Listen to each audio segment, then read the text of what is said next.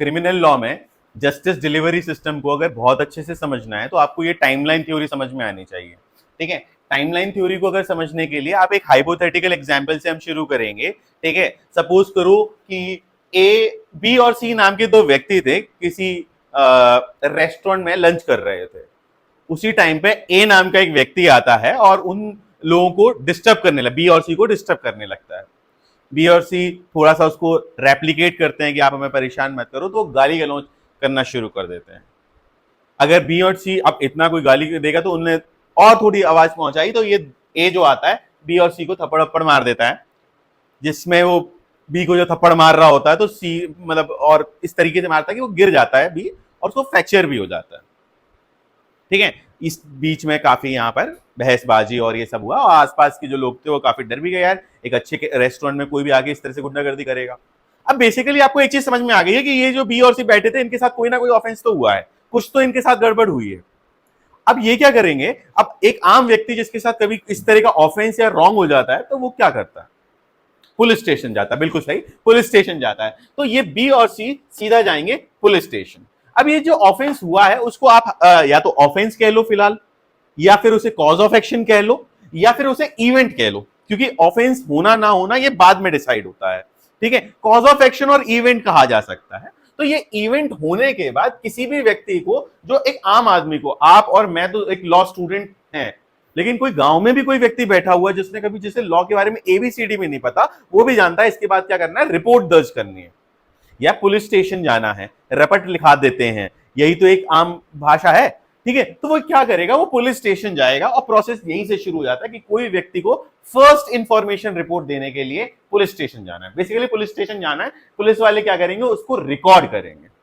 ठीक है, इसको हम एफआईआर कहते हैं। एट टाइम्स ऐसा हो सकता है कि एफआईआर ना हो पा रही हो तो आप कंप्लेंट दर्ज करा सकते हैं, वो हम कभी और डिस्कस करेंगे। कंप्लेंट का प्रोसेस कैसे काम करता है जब मैं आपको कंप्लेंट पढ़ा रहा हूंगा तब समझा देंगे। फिलहाल कि पुलिस स्टेशन पहुंचे और पुलिस स्टेशन में जाके उसने एफआईआर कर दी। अब एफआईआर और पुलिस स्टेशन में पहुंचने में ये बात समझो कि एक व्यक्ति जाता है, उसे नहीं पता एफआईआर क्या होता है, वो आके पुलिस में बोलता है, पुलिस वाला चेक करता है कि कॉग्निजेबल है, नॉन कॉग्निजेबल है, उसी हिसाब से वो रिपोर्ट बनाता है। एफआईआर, फर्स्ट इंफॉर्मेशन रिपोर्ट, इसमें कुछ नहीं किया जा रहा, इसमें सिर्फ ये किया जा रहा है जो व्यक्ति जिसके साथ विक्टिम, जिसके साथ गलत हुआ, वो जाके रिपोर्टिंग कर रहा है कि साहब मेरे साथ ये हुआ है। तो वो कोर्ट में, वो क्या बोलते हैं, पुलिस स्टेशन पे जाके एफआईआर दर्ज करा देता है। यहां तक अपन सबको पता है। फिर कुछ वर्ड्स हैं, इन्वेस्टिगेशन, इंक्वायरी और ट्रायल, जिन पे पूरा बीएनएसएस घूमता है। अब उनको समझने के लिए, जैसे ही एफआईआर हो जाती है तो पुलिस क्या करेगी, अब यार एफआईआर होने के बाद पुलिस क्या करेगी, पुलिस करेगी यार, देखेगी यार वाकई में गलत कुछ हुआ है कि नहीं हुआ। अब उसको देखने के लिए क्या करेगी, वो ऑन द स्पॉट जाएगी, जिसको हम इन्वेस्टिगेशन कहते हैं। अब इन्वेस्टिगेशन कहां पर डिफाइंड है, कोई बता सकता है? 2L, यस, बीएनएसएस का 2L जो है वो इन्वेस्टिगेशन डिफाइन करता है और ये बताता है collection of evidence.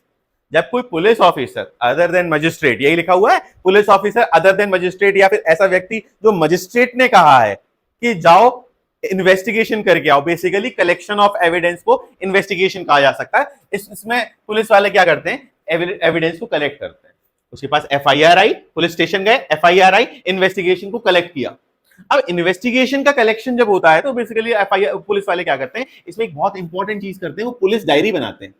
Police diary, इस पुलिस डायरी का काम होता है day to day activity during the investigation को रिकॉर्ड करना। ठीक है, तो पुलिस वाले का एक दिन में तो इन्वेस्टिगेशन हो नहीं जाएगी, उस ऑन द स्पॉट पे जाना, फिर वहां पर एक एक चीज मार्क करना कि यहां से हमें ये एविडेंस मिला, इससे हमने ये बात करी, ये सारी इंफॉर्मेशन वो पुलिस डायरी में लिख देगी। पुलिस डायरी एक बार बन गई, ठीक है, और ये दोनों चीजें हो गई। अब इस पुलिस डायरी का एक कंक्लूसिव रिपोर्ट बनाई जाएगी। इन्वेस्टिगेशन पुलिस ने अपना काम कर दिया तो क्या जस्टिस कंप्लीट हो गया? नहीं, पुलिस जस्टिस तो देती नहीं है। पुलिस एक ऐसी एजेंसी है जो बस, जिसका इतना सा काम है कि इन्वेस्टिगेट करना और लॉ एंड ऑर्डर मेंटेन करना। तो पुलिस जो पहुंची केस डायरी लेके, केस डायरी जो एक एक दिन की थी, उस केस डायरी को एक समराइज फॉर्म में एक रिपोर्ट बनाएगी, जिसको हम आम भाषा में पुलिस रिपोर्ट या चालान या चार्जशीट कहते हैं। ये तीनों इंटरचेंजेबल वर्ड हैं, अलग अलग जगह पे अलग अलग लोग इसे अलग तरीके से इस्तेमाल करते हैं। पुलिस रिपोर्ट, चालान या चार्जशीट। ये पुलिस रिपोर्ट, चालान और चार्जशीट सबमिट की जाती है वहां के मजिस्ट्रेट, जिसके पास जुरिडिक्शन।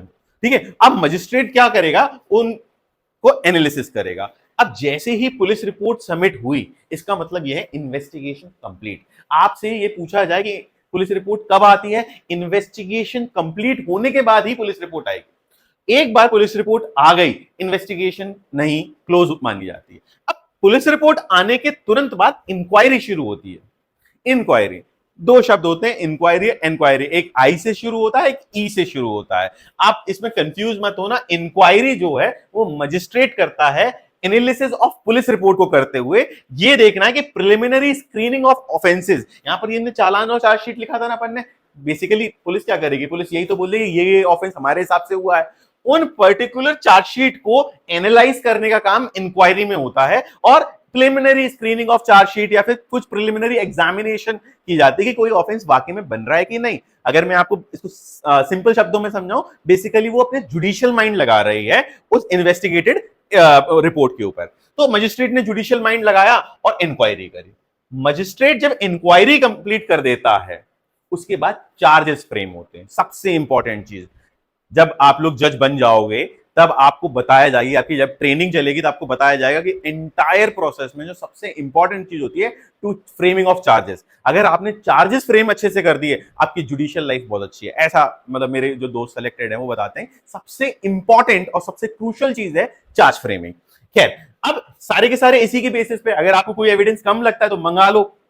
वो मंगाने के बाद आप यहां पर एक बार चार्ज फ्रेम हो गए। अब चार्जेस फ्रेम करने के लिए आपने चार्जेस की भी डेफिनेशन देखी होगी, उसमें लिखा कि चार्ज इंक्लूड हेड्स और इस तरह से चीजें। तो बेसिकली चार्जेस ना न्यूमेरिकल फॉर्म में होते हैं। बीएनएस में जहां जहां पनिशमेंट दी गई थी उन पनिशमेंट्स के नंबर्स को चार्जेस कहते हैं। अब सपोज करो हमारा जो एग्जाम्पल था, यहां पर एग्जाम्पल में क्या हुआ था, एक व्यक्ति ने बदतमीजी करी रेस्टोरेंट में।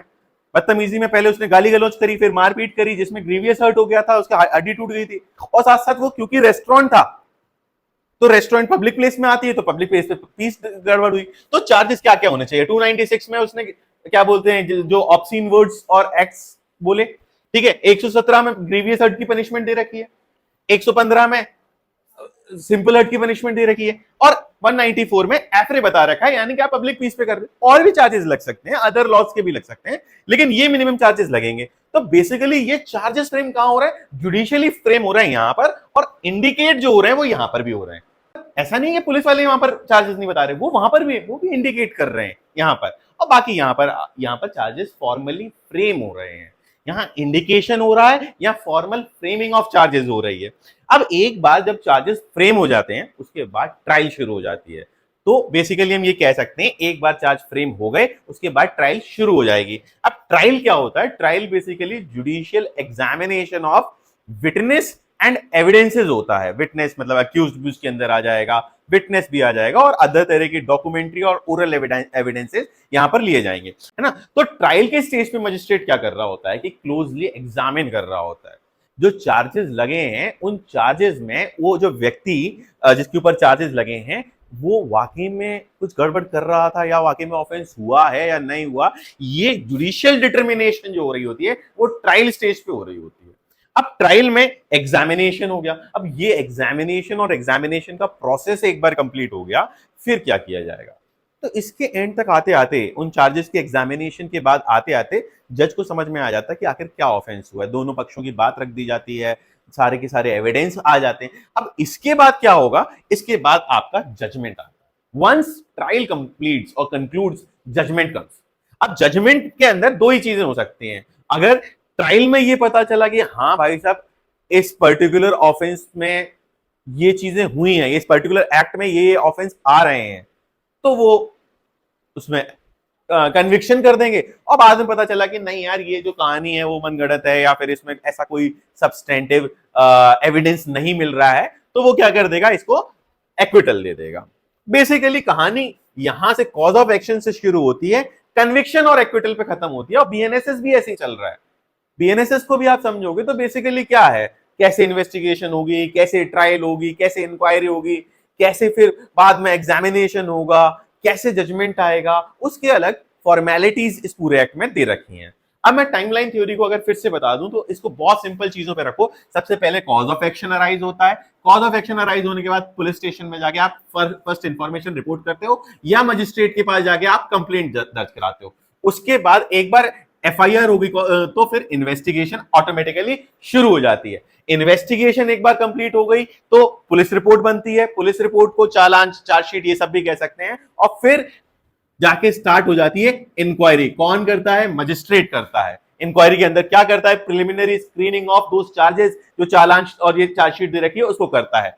फिर ये करने के बाद वो मजिस्ट्रेट चार्ज फ्रेम करेगा। चार्ज फ्रेम एक बार हो गए तो चार्ज फ्रेम होने के बाद आप उसकी ट्रायल शुरू हो जाएगी, और ट्रायल के बाद आपका जजमेंट आता है। तो पूरी कहानी इन्वेस्टिगेशन, इंक्वायरी और ट्रायल की है, और उसके आगे पीछे की फॉर्मेलिटीज की है। तो ये चीजें आप बहुत अच्छे से याद रखें।